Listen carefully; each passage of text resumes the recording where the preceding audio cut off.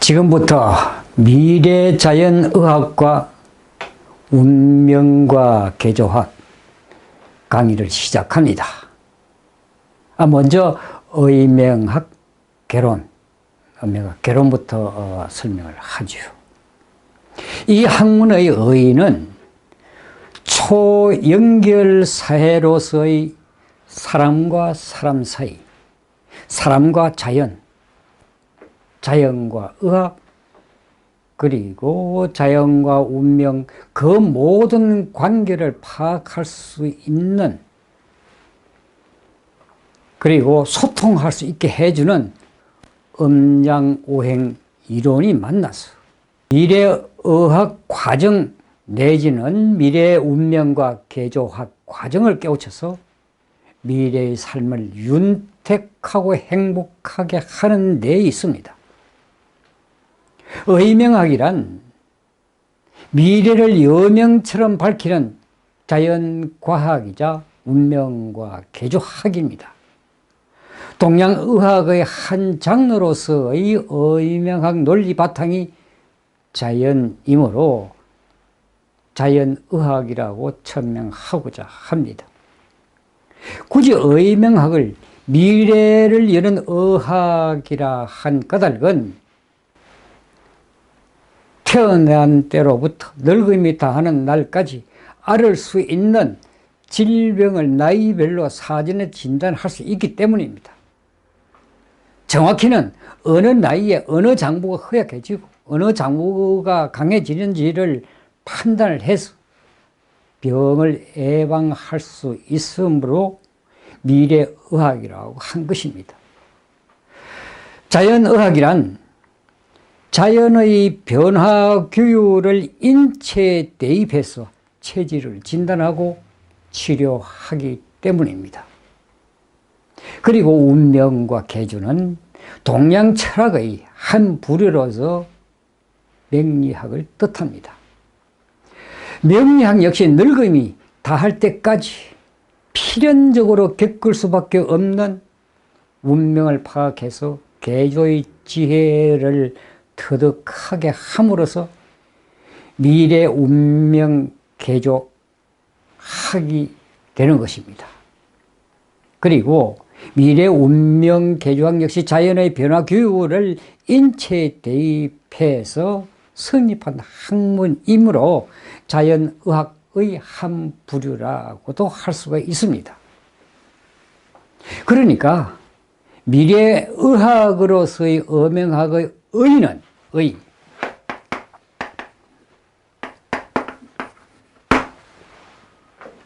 의는 의학 중에서도 생로병사의 절대 원리를 자연에서 찾음으로 자연의학을 뜻하고, 의명학의 명은 인간의 부기 빈천 내지 길흉 화복을 파악한 운명과 개조를 논한 기존의 명리학으로서 그 절대적 원리 역시 자연의 변화 규율에 있으므로 자연학인 것입니다. 따라서 의명학을 의학과 명리학의 결합이라고도 할 수가 있습니다. 하지만 엄격히 따지면 두 학문 다 명이란 한 글자에 그 의미가 함축되어 있습니다.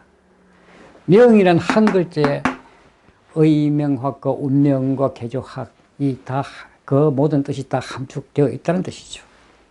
그것은 마치 물과 수증기처럼 다른 듯 같고 같으면서도 다른 것처럼 한 묶음 속의 두 성질이 동질성을 가지고 공존합니다. 다시 말해서 의학과 명리학은 명이란 나무 한 뿌리에서 나온 두 줄기 가지에 각기 다른 열매가 맺힌 것에 비교할 수가 있습니다. 그 하나의 열매가 바로 의학입니다. 사람은 태어난과 동시에 반드시 늙고 병들어 죽는 숙명의 세월을 끊임없이 맞이해야만 합니다. 마치 나무가 봄에 싹을 내면 여름에 무성히 자라다가 가을에 시들어 늙고 병들어서 겨울에 그 무성하던 잎이 낙엽져 흙에 묻히듯 사람의 생로병사 역시 나무와 조금도 다르지가 않습니다. 나무뿐만 아니라 작은 풀 한 포기까지 그 몸의 원소는 흙, 물, 불, 그 다음에 숨쉬는 기. 자, 이 흙은 땅이라고 합니다. 그래서 지수화풍의 집합체, 지수화풍의 집합체이기 때문입니다. 인간의 육신 역시 이 네 가지 원소의 집합체에 지나지 않습니다. 그러기에 인간의 육신은 한 포기 풀처럼 태어나면 반드시 늙어야 하고, 늙으면 병들어야 하고, 병들면 죽어야 하는 숙명의 세월을 끊임없이 맞이해야 하는 것입니다. 따라서 의명학은 이러한 이치를 깨닫고 자연의 변화 규율을 인체에 적용해서 체질을 진단하고 질병의 예방과 치료의 법을 제시한 새로운 장르의 의학으로서 자연의학이라고 한 것입니다. 그리고 또 하나의 열매는 명리학입니다. 명리학은 사람이 태어나서 살아가는 동안에 반드시 겪을 수밖에 없는 부자와 가난, 신분의 높고 낮음, 그리고 좋은 일, 나쁜 일 등등 운명적인 온갖 삶의 희로애락을 추단하는 학문입니다. 그런데 의명학은 다가올 운명을 추론하는 데만 그치지를 않습니다. 예고 없이 불어닥칠 파란만장한 운명의 파고를 파악한 다음에 보다 나은 삶을 영위하기 위한 지혜를 터득하게 함으로써 인생의 승리자가 되게 하는 데 그 의의가 있습니다. 그래서 명리학을 진일보시켜서 운명과 개조학이라 했던 것입니다. 따라서 삶의 병이라 할 좋지 못한 운명을 개조한다는 의미에서 운명의학이라고도 할 수가 있습니다. 사람은 태어나면 비록 부모로부터이지만 자신의 본질인 영혼은 부모의 뜻과 상관없이 육신에 머물게 됩니다. 그리고 부귀빈천 내지는 길흉화복, 희로애락 등등 온갖 인간사가 자신의 의지대로 펼쳐지지 않아서 명을 하늘의 뜻 또는 하늘의 뜻을 교육하는 것이라고 했습니다. 누가? 공자와 맹자가 그렇게 말했죠. 하지만 인간이면 누구나 어떤 고난도 극복할 수 있는 신령한 영적 존재라는 사실에 주목해야 합니다. 이런 일화가 있습니다. 옛날 어느 귀족의 집 하인이 마당을 쓸다가 갑자기 울컥하는 성질이 났죠. 그러면서 뭐라고 말했느냐 하면은 비를 놈의 세상, 누구는 황금 수레를 타는데 나는 남의 집 마당이나 쓸고 하고 신세 한탄을 했지요. 그런데 우연히 그 옆을 지나던 그 하인의 말을 들은 그 집 주인, 저 귀족이 그 말을 듣고 하인에게 말했습니다. 하인이여, 그대는 지금 내 집 마당을 쓸고 있다고 하였느냐? 하고 물었죠. 깜짝 놀란 하인이 대답을 못하고 머뭇 한 모퉁이만 쓸고 있었습니다. 아니다. 머뭇. 아니, 다시, 아니? 머뭇 대자. 귀족이 다시 말했습니다. 하인이여, 그대는 내 집 마당을 쓸고 있는 것이 아니라 지구의 한 모퉁이를 쓸고 있다 하고 말하고는 하인의 어깨를 두들겨 주었습니다. 그 말을 들은 하인은 마치 쇠망치로 머리를 얻어맞은 듯 화들짝 놀랐지요. 그리고 그 즉시 옹졸한 자신을 확 깨달았습니다. 갇혀있던 마치 암흑 속에서 벗어나 광명한 생명의 빛을 본 듯 세상이 새롭게 보였습니다. 그날 이후 하인은 무슨 일이건 소중하게 생각하고 항상 긍정적이고 항상 즐거운 마음으로 최선을 다해서 일을 하고 살았습니다.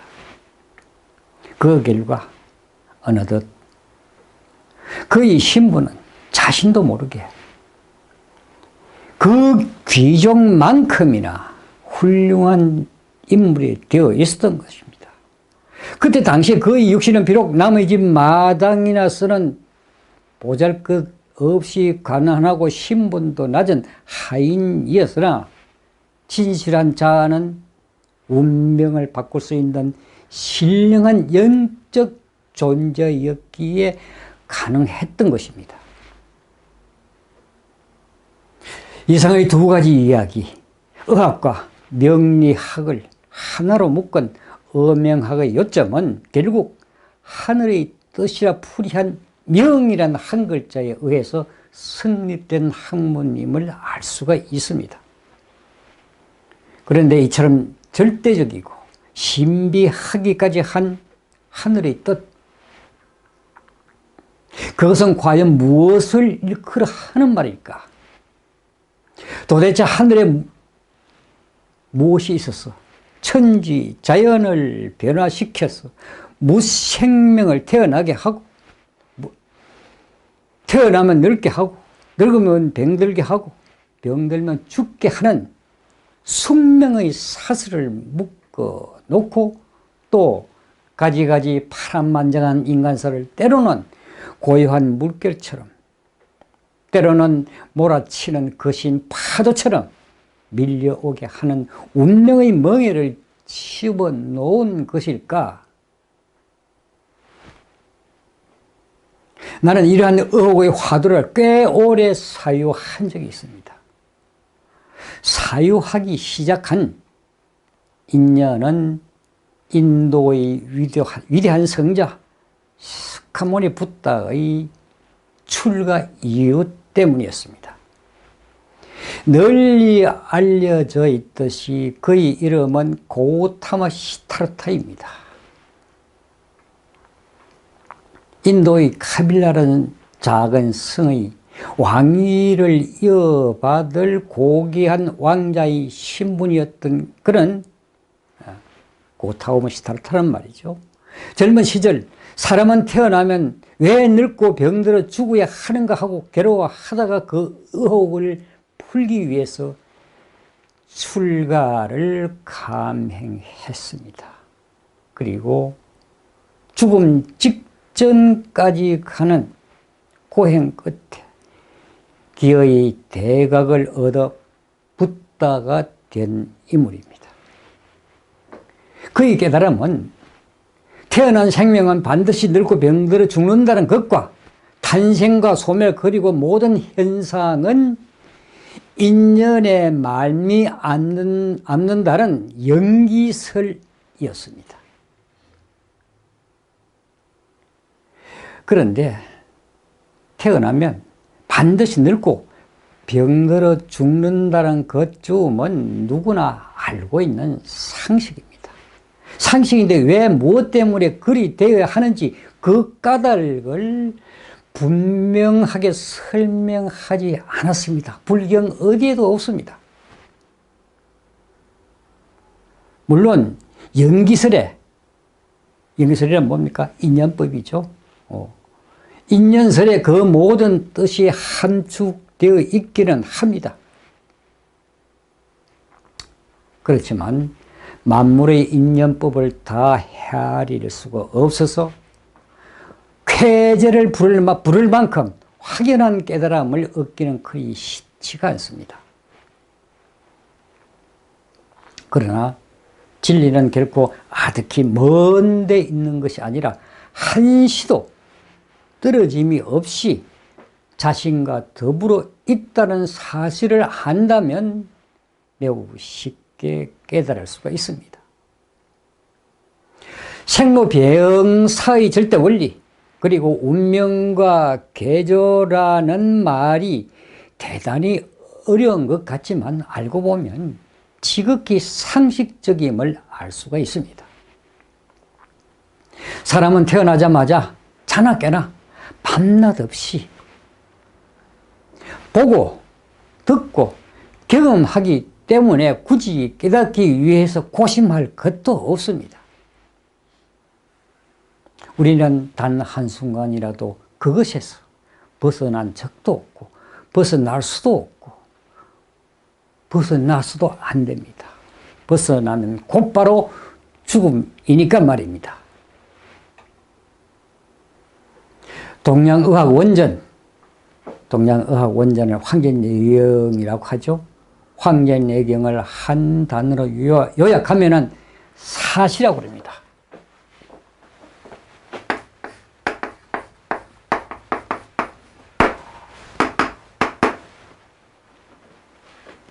사시란 다 아는 말이죠.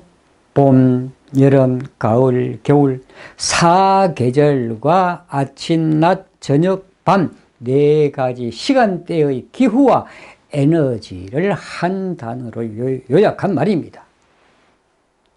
그리고 인간의 체질은 사시의 기후와 에너지에 의해서 확정되고 말이죠. 역시 기후와 에너지에 의해서 늙고 병들어 죽는다는 뜻을 함축해 놓았습니다. 황제내경에.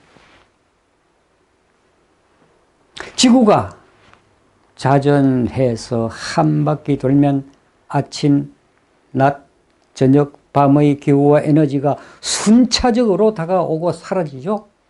또 지구가 공전해서 한 바퀴 돌면 봄, 여름, 가을, 겨울 사계절의 기후와 에너지가 순차적으로 다가오고 사라집니다.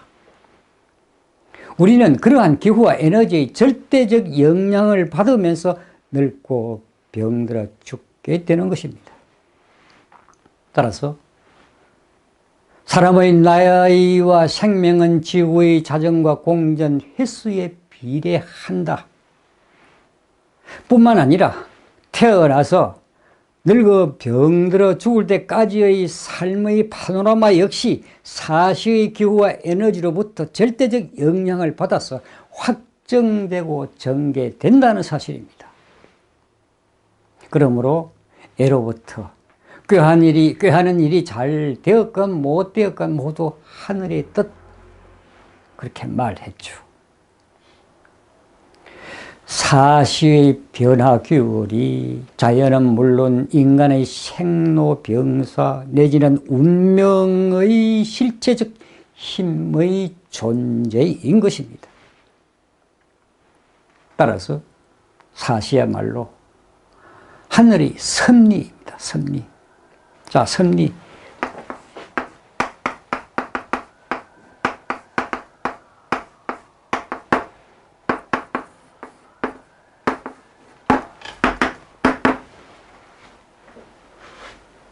섭리란 참 중요한 말입니다. 섭리란 천지 만물을 지배하는 절대적 원리란 뜻입니다. 다른 말로는 천명이라고도 합니다. 천명.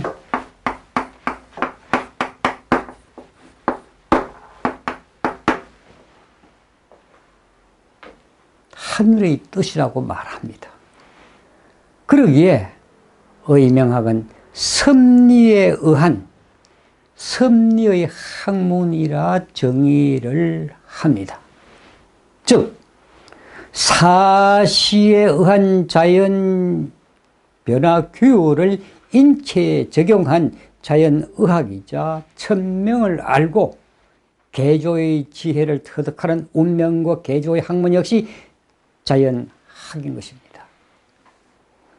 사람은 태어나는 시기, 즉 봄, 여름, 가을, 겨울 사계절과 매년, 매월, 매일, 매시에 작용한 기후와 에너지의 성질과 성분과 작용에 의해서 오장육부의 크고 작은 내지는 강약 성세가 굳어짐으로써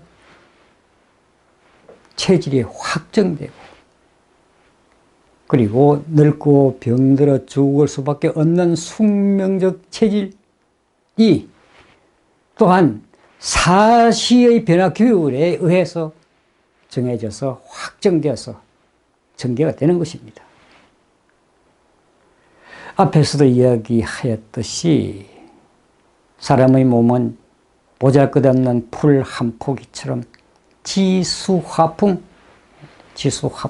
이 네 가지 물질 원소의 집합체에 지나지 않기 때문입니다.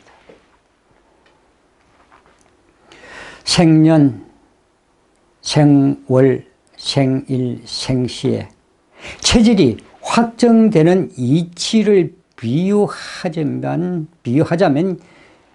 이러합니다. 마치 하얀색, 검은색, 노란색, 녹색, 붉은색 이 5가지 물감을 어느 색깔은 많고 진하게 혹은 어느 물감은 적고 묽게 버무려서 순백의 옷감에다가 한순간에 뿌려서 초벌 염색을 한 것과 같은 이치라고 할 수 있습니다. 사실 태어나기 이전 모태 속의 인간은 영혼과 육신이 다 티 없이 맑고 깨끗한 순백의 옷감처럼 순수합니다. 그러나 모태에서 태어나 세상 속으로 모습을 드러내는 그 순간, 그 찰나 마치 옷감을 염색하듯 자연을 지배하는 사시의 성질, 성분, 작용력이 육신을 순식간에 물들어 버립니다. 다시 말해서 태어난 그때 그 시간을 주관하는 세속의 기후와 에너지라는 물질이 오색물감처럼 어느 것은 많고 어느 것은 진하게 혹은 어느 것은 적고 묽게 피부 속으로 한순간에 파고들므로써 오장육부의 강약 성세가 굳어지고 동시에 숙명적 체질이 확정되는 것입니다. 그리고 그렇게 확정된 체질은 다가오는 세월의 사시에 상응해서 변화해 갑니다. 만약 체질이 변화하지 않으면 그야말로 생명은 영원히 지속되겠죠. 그러나 인간의 몸은 반드시 늙어 병들어 죽을 수밖에 없도록 설계되어 있습니다. 지구는 쉼없는 자전공전으로 기후와 에너지를 변화시켜서 타고난 체질을 망가뜨립니다. 가령 신장이 크고 강해서 열이 많은 체질이면 상대적으로 폐가 작고 허약합니다. 그런데 열이 많은 때를 또 만나면 폐는 더욱 허약해져서 종래에는 병들고 죽음을 맞이하게 되는 것입니다.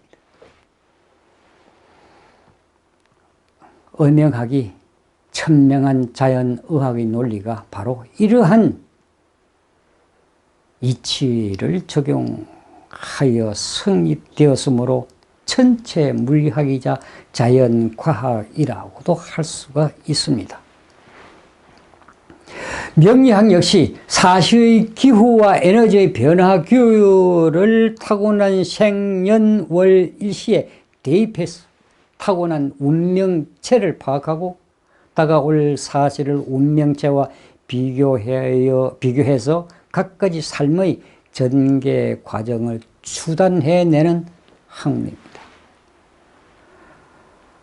하지만 의학과는 해석하는 법이 판이하게 다릅니다. 다만 인간은 필연적으로 지구의 자전 공전에 의해서 변화하는 사수의 규율에 상응해 존재하므로 그 원리는 의학과 전혀 다르지는 않습니다. 따라서 기초편의 논리는 의학과 명리학이 공유할 뿐만 아니라 체질과 운명을 분석할 수 있는 공식 역시 똑같습니다.